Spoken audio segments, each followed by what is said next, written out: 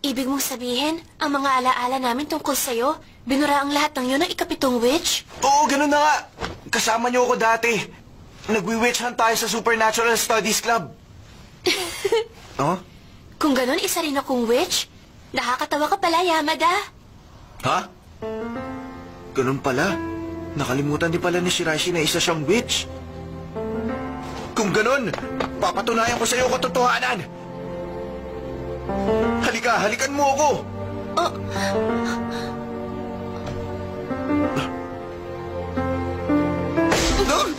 Hindi ka halikan, no? Bakit naman ayaw mo? Pero, gumaan ang pakiramdam ko. Salamat sa'yo. Pasensya ka na kanina, ha? Naging napakaiyakin ko kung makailan. Ano? Bakit? Anong problema? Nagiging masyadong abala kasi ang mga tao. Bibihira na lang silang pumunta sa club natin. Siguro yun ang dahilan.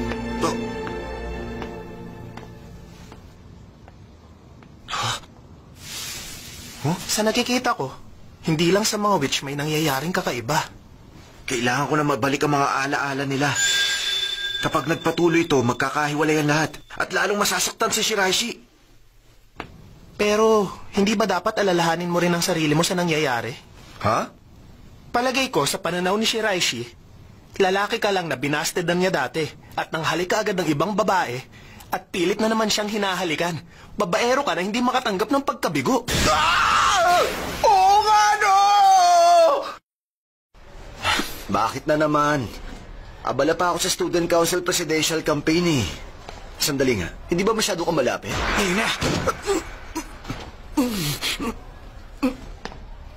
Sorry. Medyo nadulas lang ako. Siya nga pala, Miyamura. Pwede ba akong pumunta sa inyo mamaya? Ano ka ba, Yamada? Kung yun ang gusto mo, sana sinabi mo kaagad. Sa halip na sa bahay ko. Ang mabuti pa, doon tayo sa lugar na tayo lang. Ha? Sa mga ganitong oras, pwede tayo sa kwarto sa tabi ng Student Council. Wala na pag-asa ang isang ito. Ibang epekto ng tsaka power ko. Pasensya na. Kalimutan mo na yung nangyari. Siguro pagod lang ako kaya nangyayari to. Ay, ano bang kailangan kong gawin para makita ang kapatid ni Miyamura? Mukhang hirap na hirap ka yata. Oh? Ako rin eh. Hindi ko man lang nalapitan si Noah Takigawa. Bakit ganyan ang itsura mo? Ano nangyari sa'yo, Tamaki? Malabo na. Hindi na babalik pa ang alaala oras na mawala yon. Kahit na magpakahirap pa tayo para ibalik sa kanila yon. Tumigil ka nga! Hindi ako papayag ng ganun. Kahit anong kapangyarihan, may paraan para mapawalang bisa yon. At isa pa... Nandiyan ka pala, Yamada! Huh? Ang lakas na loob mong gamitin sa akin ang sarili kong power! Ha? Dahil sa'yo, napakasama na pinagdaanan ko ngayon. Ginamitan mo kasi ako ng copy power. Ipapatanggal ko sana yan sa club room pero sabi ng lahat ng nandun wala silang alam tungkol sa'yo. Ibig sabihin hindi siya... At kahit si Ushio kung makaasta parang gusto niyang palabasin na nakalimutan ka na rin niya. Yung halik nga yun! Yung halik! Napawalang bisa ang kapangyarihan ni Sayonji dahil doon sa halik! Ganun ba yun? Pero bakit hindi bumalik ang alaala ni Miyamura? Ibig sabihin, epektibo lang ang halik kapag ginamit yun sa mga witch. Ha? Eh di gagana yun kay Shiraishi. Ipaliwanag niyo sa akin ang nangyayari. Magic na nagbubura ng alaala ng iba? Oo, tama. Ganun pala yun. Para naiintindihan ko na ngayon ang nangyayari. Pero bakit ako lang ang hindi nakalimot ng lahat ng tungkol kay Yamada? Yun ang gusto kong malaman.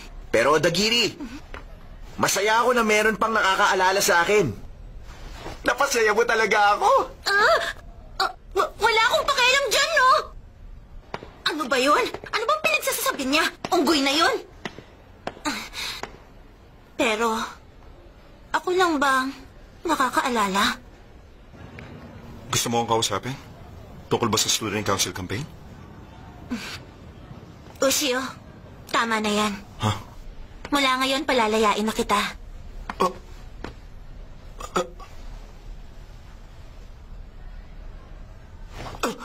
Teka, sandali lang. Hindi ko yung matatanggap. Sabihin mo, ano muna ang dahilan mo? Hindi pwedeng...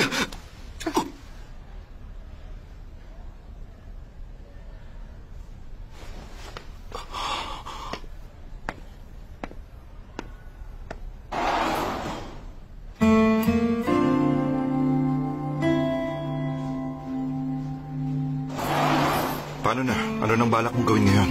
Ano? Hindi ko ba napawalang bisa ang power? Wala na. Hindi na gumagana yon. Talaga? Pero bakit ganon? Gaya nga ng lagi kong sinasabi. Mahal kita. Yun lang ang dahilan.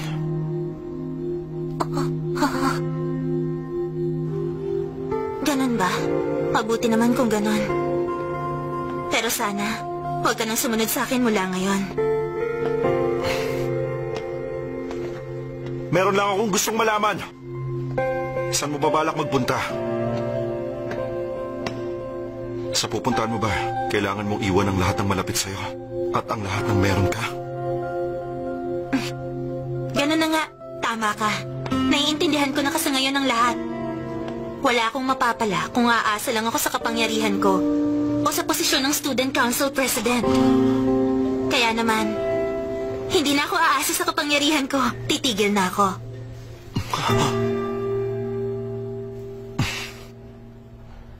Bad trip naman! Mabuti nga na alam natin babalik ang alaala gamit ang halik. Pero wala rin kwenta kung hindi ko mahalikan si Shashi. Oo nga. Aba, ganun pala yun. Nagulat naman si Haru doon. Sa Yonji? Alam niyo ba kung bakit hindi dapat malaman ni Numan ang pangalan ng ikapitong witch? Hindi. Kapag nagtipon-tipon ng pitong witch, matutupad ang kahit anong kahilingan. Kahit ano? Matutupad? Oh, kahit ano pa yon. Kaya nga, hindi mo pwedeng ituloy ang ginagawa mo. At kung hindi ka makikinig, siguradong pagsisisihan mo yon. Anong sabi mo? Nagpakita na naman sa'yo ang pampitong witch?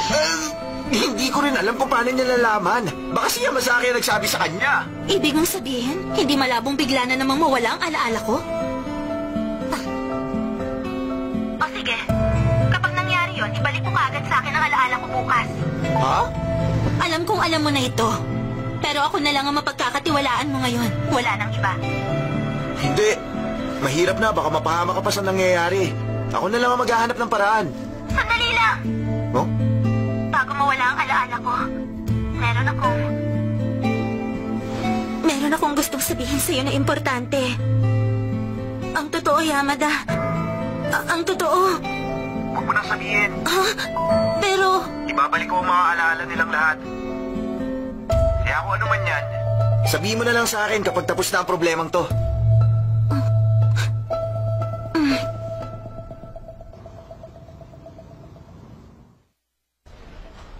anong ibig sabihin nito?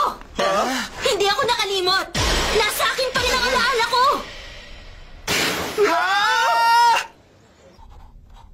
Sa madaling salita, hindi nagagana ng 2 beses ang kapangyarihan mo sa isang tao. Parang ganun na nga.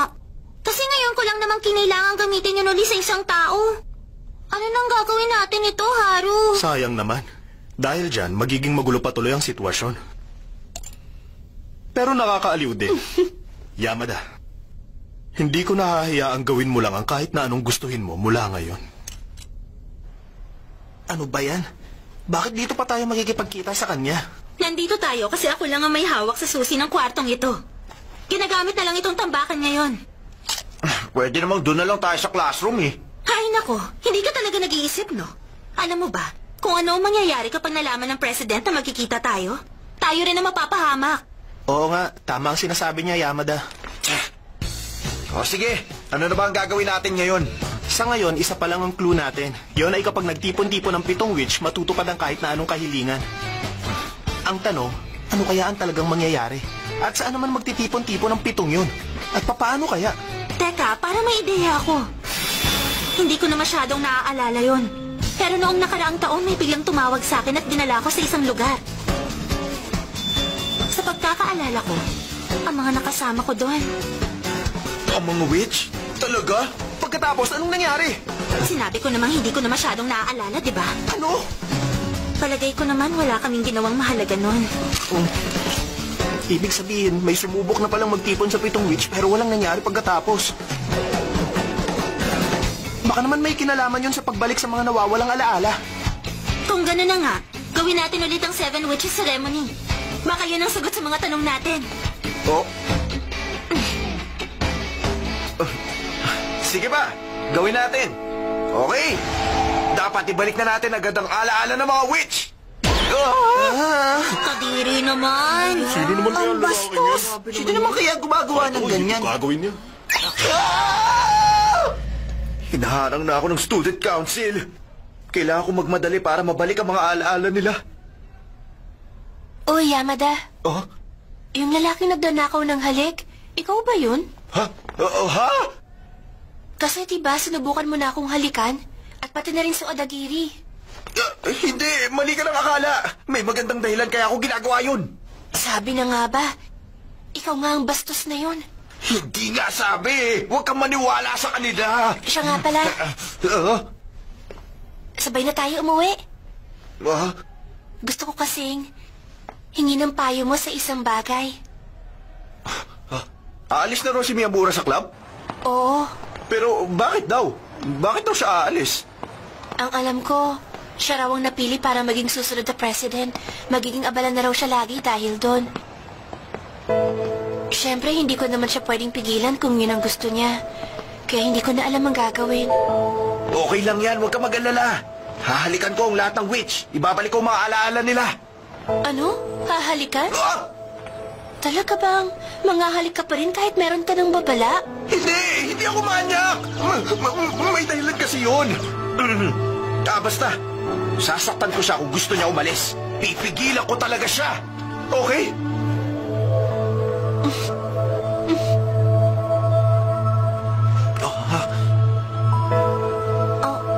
Bakit? Wala. Nandun na yung istasyon. Tara na. Sandali, Yamada. Ha? Pwede mo na akong halikan. Pumapayag na ako. Ha?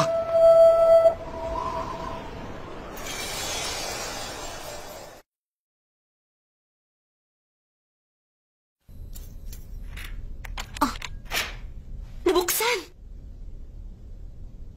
Walang duda. Ito na nga ang lugar na yon. Bakit nandito ka? Hindi pwedeng pumasok dito nang walang paalam. Hindi ko inakala na ikaw pa ang tutulong kay Yamada. Ano? Ako tutulong kay Yamada?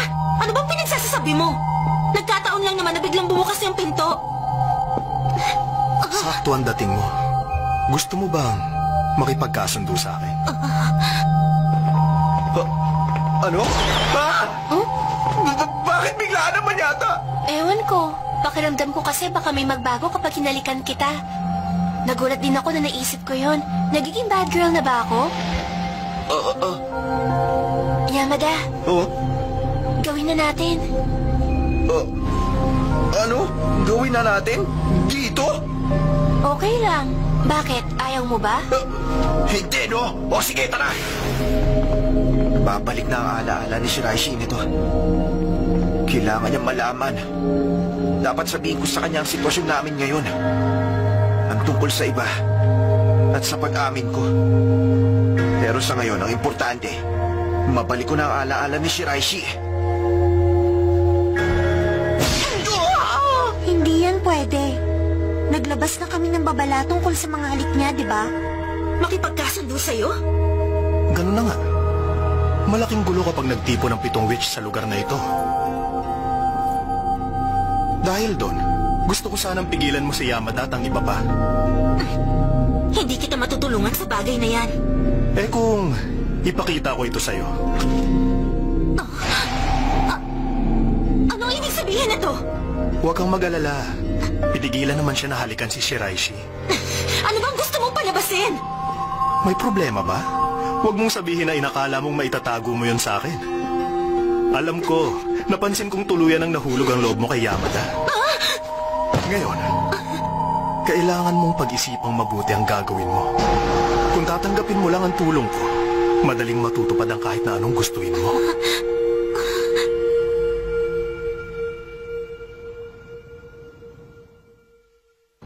Ibabalik natin ang alaala nila ayon sa tamang pagkakasunod-sunod.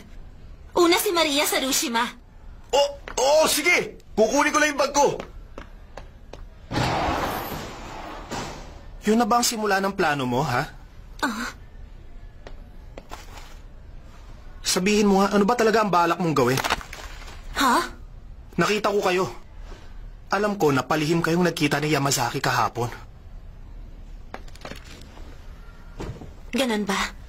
Nabisto mo na pala ako. May inalok siya sa akin. Sabi niya tutuparin daw niya ang gusto ko. At ang kapalit, gusto niyang pigilan ko kayo. Siyempre, hindi ako pumayag. Hindi ako naniniwala. Alam kong gusto mo si Yamada kaya tinutulungan mo kami sa ginagawa namin. Pero bakit ka papayag na bumalik ang alaala ng mga taong malapit sa kanya? Lalo si Shiraishi Urara.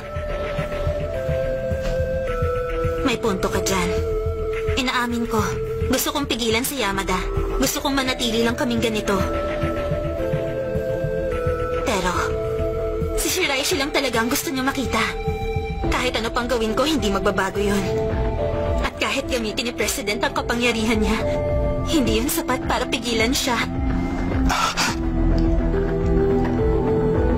Kaya naman, hindi ko na lang siya guguluhin. Ningiti na lang ako para sa kanya.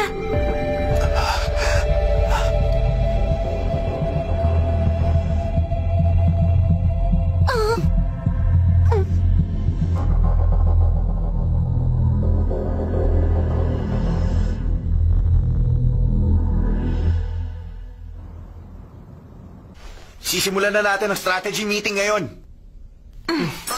Dalawa na lang ang kailangan natin para sa ceremony. Sina Sayonji at Shiraishi. Sandali nga. Bakit nagabala ka pang mag-drawing? Napakapangit naman yan. Mas madaling maintindihan kapag may drawing. Simula pa lang ng mahirap na parte. Kahit hindi problema si Shiraishi, mahiwaga pa rin sa atin ang buong pagkatao ni Sayonji. Masyado pang malakas ang kapangyarihan ng babaeng yun. Kung tutusin, bakit meron siyang kapangyarihan na burahin ang mga alaala ng mga kapwa niyang witch? May alam ako tungkol dyan. No? Nag-research ako. Gusto ko kasing makakuha ng impormasyon kay Rika Sayonji.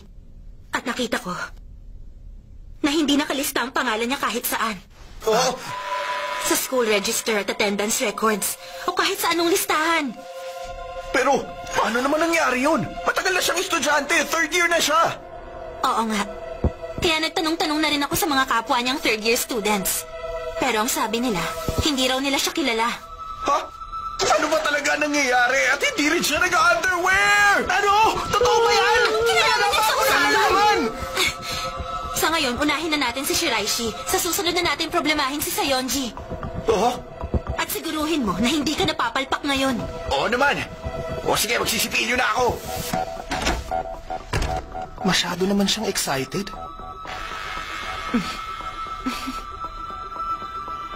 Oras na. Uunahan na kita. Pasensya na, Yamada. Sigurado. Para sa ceremony ang imbitasyon na to. Nakakatakot. Parang ayokong pumunta. Pero sabi rito, may parusa raw kung hindi tayo pupunta. Ayoko namang bigla nila akong i-expel dito sa school. Ibig sabihin para sa kanila, witch din ako. Makinig muna kayong lahat sa akin. Magtitipon-tipon tayong lahat bago dumating ang date na to. Dapat unahan natin si President. Gagawin natin ang ceremony. Pero, 3 araw na lang bago ang deadline. Konti na lang ang natitirang oras. Shiraishi. Nandito ako para halikan ka. Ha? Wala nang oras. Sige na. Anong pinagsasabi mo? Urara, delikadong lalaking yan. Tatawag ako ng teacher. Hindi, wag kang mag-alala. Ganyan lang talaga si Yamada. Ha? Pero pasensya ka na. Hindi ko magagawa yon. Lalo't nandito si Ito. Wala na akong pakialam sa kanya. Mauubos na yung oras natin. Pangako, ipapaliwanag ko rin sa'yo kung bakit. Ipaubaya na lang natin si Urara Shiraishi kay Yamada. Tayo naman, hahanapin natin si Rika Sayonji at... Bakit ka tumigil? Yuhu! Kamusta kayong dalawa? Ikaw! Bakit nandito ka? Anong pakay mo? Kayo naman kasi ang kukulit nyo. Ayaw niya talagang tumigil sa kahihimbestiga sa akin Ginagawa lang namin yun kasi wala kaming kaalaman ng tungkol sa'yo. Wala? Naghanap na kami sa buong eskwelahan. Pero wala kaming nakitang Rika Sayonji kahit saan. Sabihin mo, sino ka ba talaga? Kapag binubura ko ang alaala ng tao, nawawala na rin ang lahat ng alaala nila tungkol sa akin.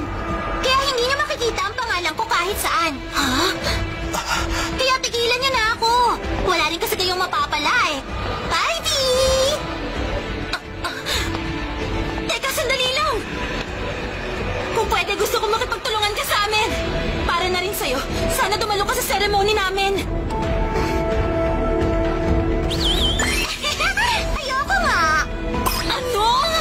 man lang ang tanong ko sa'yo. Ano ang binabalak ng president? Bakit gusto niyang gawin ang ceremony? Gusto mong malaman? Gusto ni Haru na tuluyang mawala si Yamada sa landas niya. Ang problema kasi kay Yamada, hindi siya makontrol ng student council. Dahil sa kanya, nagmumukha lang silang walang silbi. Huwag kang mag-alala, magtiwala ka sa akin. Shiraishi, sana maalala mo na ako.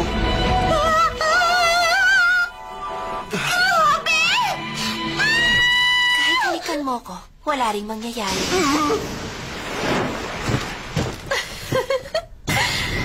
Nakakapanghinayang ba? Ikaw, sabihin mo kung sino ka. Sino pa ba? Si Urara Shiraishi. Bakit Yamada? May problema ba? Yamasaki! Anong ginawa mo? Walang iya ka! Galit na galit kaya ka, Yamada? Anong ginawa mo kay Shiraishi? Kay Shiraishi? Bakit? Anong ibig mong sabihin? Huwag ka nang magmaang-maangan! Alam kong nakipagpalit siya ng katawan kay Mikoto Asuka! Nako, oo nga. Problema nga yan.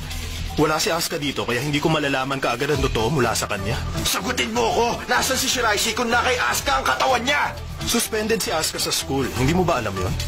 Suspended? Nakita kasi siyang nakikipaghalikan sa school grounds. Nasa bahay siguro siya ngayon at nagsisisi sa ginawa niyang kasalanan.